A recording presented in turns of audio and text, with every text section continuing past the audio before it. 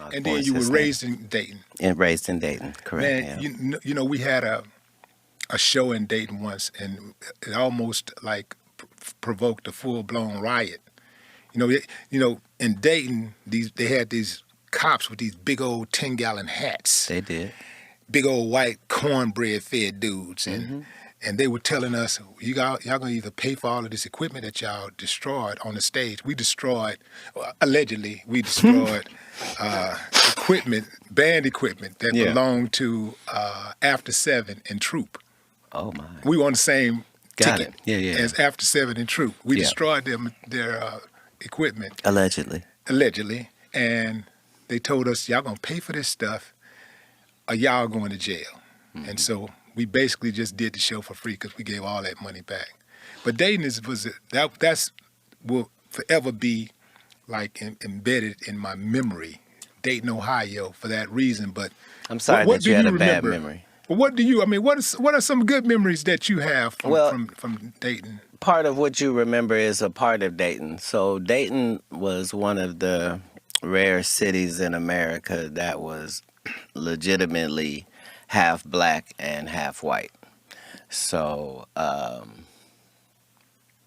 there was power on both ends. I came from a very powerful family in Dayton just because of our sheer numbers. So there were um, 13 on my father's side and 7 on my mother's side. So I had like 100 first cousins in one city. Like we just had a large family, and it was a great place for black people, and it was a great place for white people.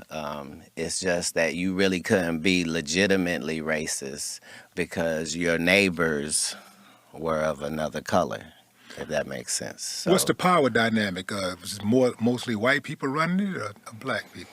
well, that's the dynamic of America at that particular time.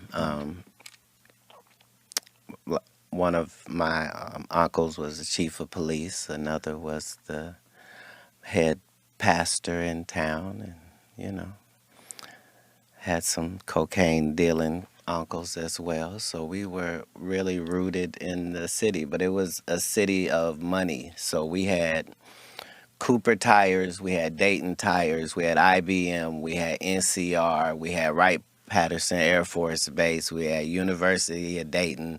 These are all places where you can make 6 figures even at that time. So it was a lot of money there. As far as on the radio, we would hear every hour 5 or 6 artists that were from where we were from. So we thought that was a part of it. We hearing the Ohio Players, and Roger Troutman in Zapp's studio is our bus stop when we're 7 years old. Like, so I met Prince while I was in Dayton when I'm 12. Like, it was a very vibrant community for black people.